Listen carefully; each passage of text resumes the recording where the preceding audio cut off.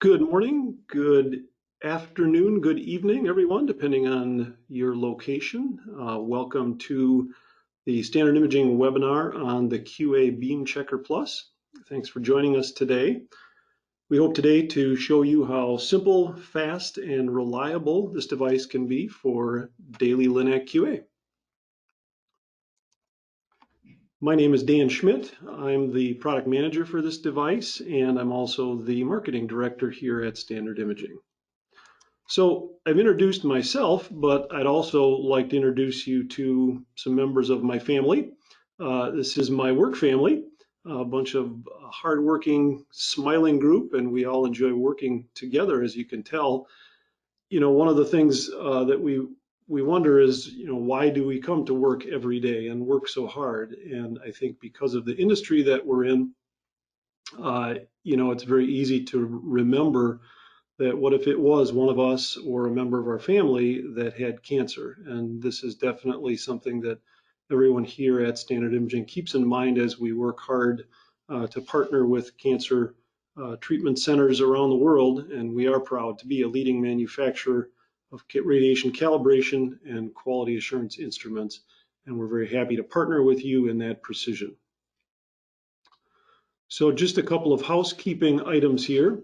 Today's webinar is being recorded, and you will get a link to this as well so that you can watch it again in the future. There is a small box on the side, the GoToMeeting dialog box, that you can enter questions at any point, and at the end of this discussion, we will attempt to address as many of those as possible. So feel free to enter those questions at any point during the conversation. Otherwise, you are muted on entry to this meeting. Again, at Standard Imaging, there's a picture of our facility, what it looks like outside. We had a few more inches of snow this morning. We're based in Middleton, Wisconsin, founded in 1989. So we've been in business over 30 years, and we do have a full suite of QA products for radiation therapy, all the way from patient QA through machine QA, both hardware and software products. So daily Beam QA objectives that you might be looking for when you want to verify that your beam is working correctly. You begin with a known value, so that you're going to say, today this is the state of my machine, and I want to guarantee that moving forward that is not changing and remaining consistent. And you certainly would look at things like the beam output, flatness, and symmetry. And you want to do that for all of the energies, both electron and photon, that are available on your Linac.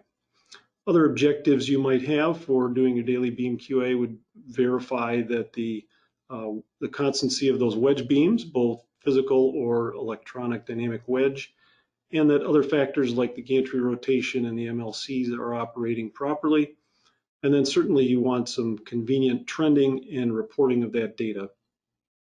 If we look at the AAPM task group 142 requirements, specifically the QA BeamChecker Plus can assist you with a variety of those procedures that you need to do on a daily basis, including your X-ray or photon output constancy, the electron output constancy, localization of your lasers to verify that they are aligned properly every day before use, the collimator size is correct, and that the ODI, the optical distance indicator, is also functioning properly. And then you may also want to do a morning wedge run out, check out for one of the angles. I do want to point out that from the QA BeamChecker Plus, the data that is delivered on a daily basis can be pulled into QA Pilot. And QA Pilot is Standard Imaging's integrated software platform that allows you to manage the machine QA data and centralizes it all in one location in a convenient dashboard format. And I would invite you to join our product manager, Andrea Zenz, for next week's QA webinar on the QA Pilot that is at the same time and location. So what are the basic specifications for the QA BeamChecker? It is an ionization chamber-based array. There's 8 parallel plate chambers embedded in the device, and several of those are actually used to do energy identification. which is the key to how we do our constancy and our comparisons from day to day. The device is unique in that you flip it from one side to the other when you're measuring electrons or photons, and we have water equivalent materials that are appropriate for that measurement. So from the electron side, there's about 1.5 centimeters of water equivalent material over the top of the ionization chambers, and when you flip it to measure photons, there's about 3.5 centimeters for photons. The device can measure beam constancy, flatness, and both axial and transverse symmetry for cobalt energies all the way up through 25 MeV photons, and on the electron side, 6 MeV photons all the way up to 25. Excuse me. You can also track 9 individual rooms or treatment machines with this device. Can be stored on here, and it's in a convenient manner to switch between rooms. And then the trending and results are, it's very simple to trend the results and generate reports as you need. And finally, you can see at the bottom here the power data cradle, which allows easy charging and communications to the device. So we feel that with a morning checkout, that the ease of use is really the key to making this device work correctly and is part of the popularity of it. Our patented wire-free mode allows you to run the device in a software-free solution. You don't need to run any software from the console in the control room. You simply turn the device on, and through the interface, and I'll demonstrate that in just a little bit here, it's very easy for the therapist to perform morning Linac QA checks with minimal preparation. In addition, the unique energy identification scheme allows you to shoot those beams in any order that you want to. There's a quick pass-fail indicator on the front panel of the device that tells you whether it's okay to go on. And there is also a PC-connected mode and a couple flavors of ways to do that that are available if you desire to have a real-time readout. The device, as I mentioned, does automatic energy detection and essentially stores within the device that key to say this is the flatness, the symmetry, and constancy for, say, my 6x beam that I would expect to see. This is the baseline of what it is today, and now when it sees another 6x beam, for example, it will compare that on a daily basis and indicate whether you're within the error margin. So this reduces errors because it makes it very simple for the therapist to shoot their beams in any order. Some of the unique features of the QA BeamChecker Plus, as I mentioned, integrated buildup and specifically designed so that the measurements are taken near or beyond Dmax, and that's done for the stability of those measurements, so we're not on a curve where values could change quickly should the energy shift. We've also got dynamic QA modes. We can check rapid arc machines or VMAT deliveries and allow it to save dynamic plans with the device, as well as having tomotherapy modes, a dynamic and static measurement, and allows you to perform your laser tests, and also again allows you to do constancy checks for wedge beams, whether they are physical or electronic dynamic wedge. The software, we believe, is intuitive, easy to use, and a simple database management setup. And of course, the device has automatic temperature and pressure compensation, so you don't have to worry about that. And then there is a unique physics mode where you essentially can use the device through the software and have 5 ionization chambers and electrometer. Essentially, you can use it for testing if you would like to, or as an additional check. So what does the initial configuration look like? How do we baseline this device? If I first purchase it from Standard Imaging, how do I train it to know what my beams are like? So using either a standard serial connection or the Bluetooth connector, which is an optional available device, I would essentially teach the device what each of my beams look like. So to do this initial baselining, you do need to run the software for every energy that you're measuring, but in subsequent use, you do not. So here's what that software then would look like while I'm doing this baselining, while I'm defining what my Linac looks like today. And if we take a little bit closer look at the display over here, I'm essentially telling it through earlier screens on the software what energy is about to hit it, what the gantry angle is, the distance that I've got the device away from the beam, the dose and the dose rate. It automatically inputs the date. There's a real-time there's a real-time date and time stamp for every measurement that's taken with the device. Then you're also allowed to determine action levels, and we call them action level 1 and action level 2. And essentially that's where you would decide at action level 1, something is trending away from where I would like it. I should note this for a physicist to look at in the future, or an action level 2 where I don't want to go beyond this point because something is probably seriously wrong. I should call my physicist and have them look at it. So you're allowed to set those for individually for the flatness, the axial symmetry, the transverse symmetry, and the constancy. And that can be useful if you care more about one of those parameters or another. So this is the setup that I would have right before I turn on my beam. So now I would irradiate it, and I would get the values that the device had measured, and I would be allowed then to save that as a baseline score for that particular energy. And I would repeat that for every energy that I have on my Linac in that room. Then I simply place the device back on the power data cradle, and most of our customers store this in the control room rather than in the bunker, just to avoid additional radiation. But it's a convenient location. You can store it anywhere that you'd like, and you're ready for daily QA. So in the morning, here's what the procedure would be in that wire-free mode. When the therapists come in the morning, they simply remove the device from that power data cradle, and it charges up easily overnight. You have about 4 hours of continuous use with the battery life, so there's no issues or worries there. The setup is simply then to place the device on the treatment couch, and the next step would be to align on the front face here with the ODI using the optical distance indicator, position the couch height to exactly that 100 SSD or the value that you set during the baselining. Now you adjust your collimator to be a 20 by 20 size and align to the precise lines that are on this label. And that's guaranteeing you then that your collimator alignment is correct and that your ODI is functioning properly. There are also then laser lines that both your sagittal and your cross lasers you can identify are at the proper heights and proper locations within the requirements of those task groups. So one simple step to allow you to identify everything is operating correctly and you're in the treatment position.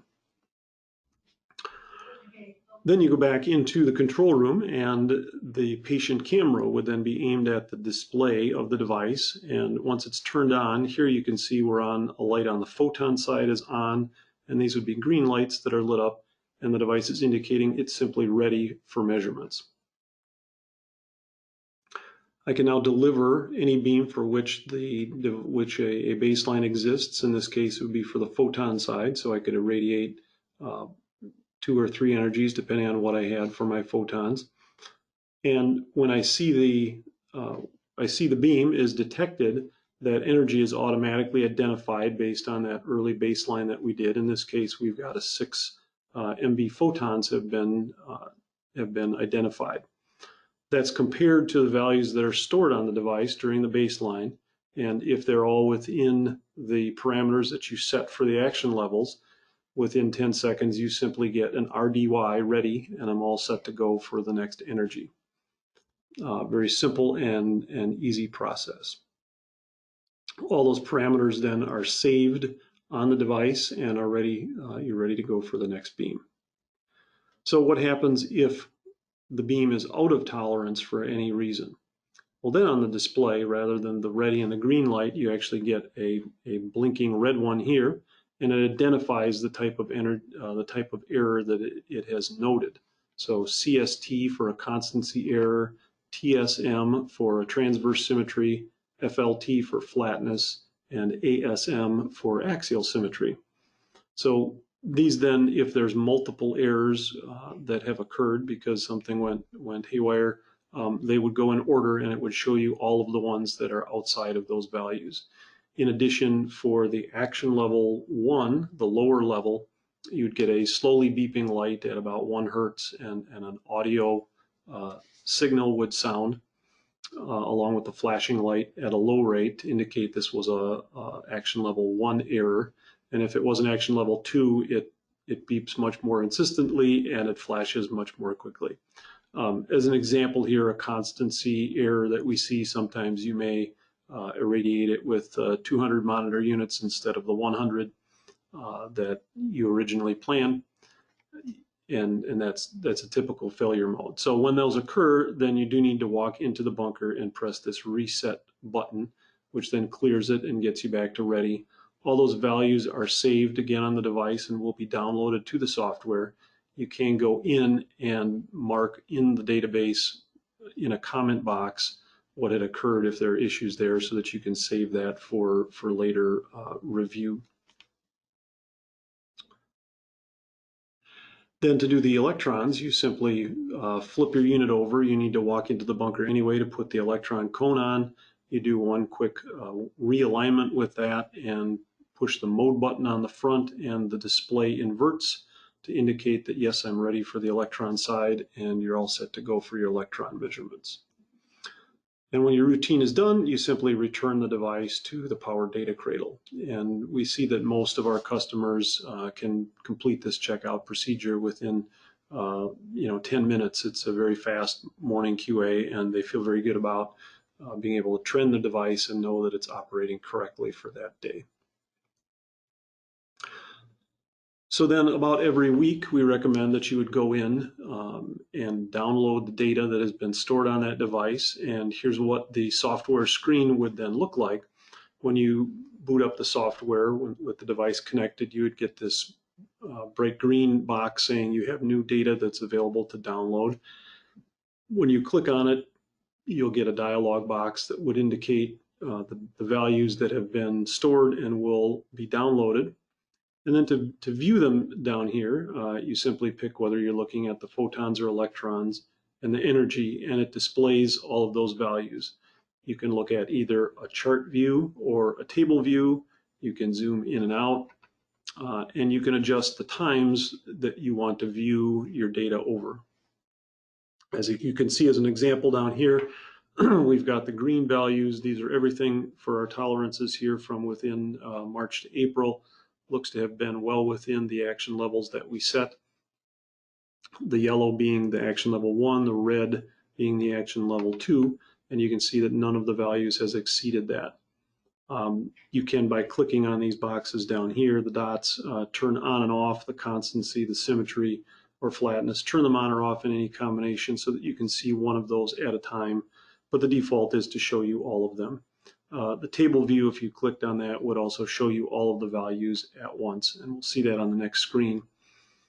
In order to then provide a report, you simply click the print button, or you can export the value, export that table, and this is an example then of what you might see on that exported printout. There's also a box on this one that would allow you to simply sign that printout to indicate that you have approved and checked off those values. And if you're looking at the export of those values, you get all of the information, all of the values with a time and date stamp for every item. In the screen on the table view, you can actually click this button says don't chart.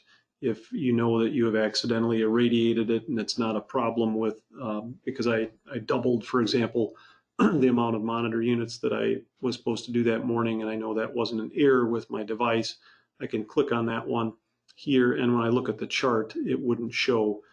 It says don't chart, and we would assume that you had then, right after that, gone in and irradiated it with the correct amount of dose. So as I mentioned, the device can also be connected directly to the software, and the displays are very similar to what we just looked at. You do get a little bit more information there, where it would show you some of the exact differences that it's measuring rather than just the pass-fail. So for example, this is the baseline measurement for flatness and symmetry, and this was my this was a cobalt beam, which is why the flatnesses are kind of large here. But so the baseline flatness here was a 4.2%. And when I took the measurement that day, I got a 3.1% difference from that value that had been stored. And so I'm getting a yellow status indicating action level 1. If it exceeded the 5% setting here on action level 2, then I would get a red box here. So we talked about the dynamic beam measurement capabilities of this device as well. And this is another mode where you can simply go in for any of your enhanced dynamic wedges for tomotherapy. The HiArt system, the H series, and the Radixact are all compatible for this, as well as the Varian and Electa machines, and it is wire-free compatible as well. So a little bit more specific on the tomotherapy mode. There's a leveling plate that comes with the device, and you set this up on the couch at Virtual ISO Center. First, you flatten, you align the device, you level the device with the included level that comes with the system. You set up the laser lines using the Virtual ISO Center, run it into the bore. There are some fiducials in the device. There's 3 2mm diameter fiducials that are embedded inside of here that allow you to do your daily image guidance and then reposition it and treat the device. And you can use it either in a static mode where you're irradiating the left, the center, and the right channels, or you can also do a dynamic mode where you essentially do a treatment plan and plan to deliver a dose to either of those 3 chambers as a daily baseline, and then come back every day and test that. And the concept with the VMAT or the RapidArc ones are similar. You can, again, plan a treatment for any of those 5 ionization chambers in those other modes. So a quick summary of the things that we've discussed today. The QA BeamChecker Plus is a simple and reliable daily Linac QA device. The wire-free mode allows you to not have to run any software in the morning. Very simple operation, quick, easy to understand, and gets you the data that you need. The integrated buildup and the fact that Standard Imaging is known for our high-quality electronics design as a long-term electrometer and ionization chamber manufacturer, we really know small signal measurements. This device has proven to be very stable over the long term and has been out in the field for a very long time, providing lots of stable readings. The automatic energy detection makes it very convenient and helps you to prevent mistakes in irradiating in the wrong orders. And because of the robustness of this system and how stable it is, we do offer a 2-year warranty on the device, which for something that's being irradiated every day is very good. We feel that the trending and reporting of that data is very intuitive and easy to use, gets you the information that you need easily, and the rotational and dynamic capabilities, as well as the quick checks that are available for the tomotherapy, RapidArc, and VMAT devices, along with your electronic dynamic wedges, also increase the utility of this device. So that's my basic summary, and I thank you for your attention. I will switch now and see if there's any questions that we got down in that box. You can enter any questions that you would like. I'll give you a few minutes here. I don't see any at this time. I will say I'll just, one of the questions that we sometimes get is the battery life, and we talked about the battery being about a 4-hour continuous use. When the unit is just sitting in one spot without being plugged in, it actually will last several months. So there's no issue with what we would call quiescent current, where the device will not die on you if it's not plugged in. As long as it's not turned on, it will sit for a very long time without the battery running dead.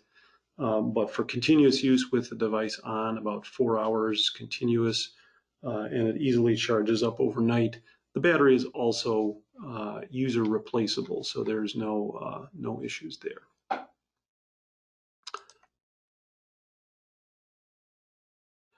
I see that we've got a couple of questions here. how do we check 4MV? The device unfortunately is not able to check 4MV reliably just because of the very the low distance that those signals go through the water equivalent material. So 6MV is really the only reliable energy on up that we can measure for electrons.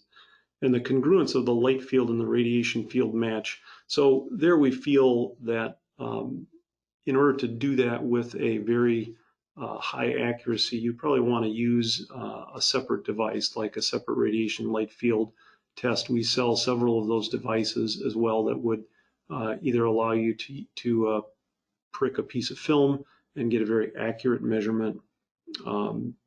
This is designed to be a daily check, aligning the device with the ODI at the right distance and aligning then again every day with a 20 by 20 field allows you within the requirements, for example, of TG 142 of, I believe it's 1 millimeter. You can easily see that with the alignment lines that are listed on the device. And then another question here of what mechanical tests on the Linac and the BeamChecker Plus perform. So I think just as I said, that initial setup of allowing you to align the ODI to the specific distance and then test your specifics of your light field, radiation light field, the laser alignment lines that are on the device, then also allow you to get those specification. Again, I believe those are within a millimeter. These lines are all precisely laid out on the top of the screen, and there's a lot of measurement capability along the sides to identify that that has been done correctly. So I don't see anything other than those two questions at this time. We appreciate your attendance and look for, oh, we've got another one here. We can have questions about the cost. We can certainly have, I will say we are competitive with all of the others that are out there, and we'll certainly have someone follow up to get you some quotes of these devices. Again, they're similar to the competing ones that are out there. We'll give it just about a minute or so more in case there are any questions. If you need to drop off, certainly feel free. We appreciate your time and hope that you'll continue to join us. I see another question here. How many days of measurement can be stored on a BeamChecker? You can actually store 512 data points on the device. So before you need to download it, and it does identify on the front screen if you get close, if you get within, I think 20 or 30, it will say to you, mem on the front when you turn the device on to indicate to you that the memory is getting full. But we do recommend that people download the device about every week to be sure that they're not missing anything. But again, 512 measurements can be stored on the device in that wire-free mode, and up to 9 rooms, so that can be distributed into up to 9. I don't know that many physicists from a utility standpoint would use one device for 9 rooms. We do typically see customers maybe two at the most, maybe 3, but typically 1 to 2 rooms. But it's nice to know that you have that capability as well.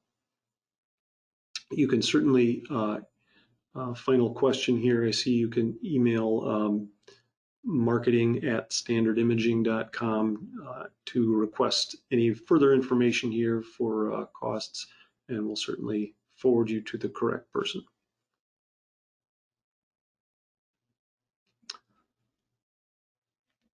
All right, so we've about come up on our half an hour, and I appreciate everyone's time, and we look forward to talking with you soon.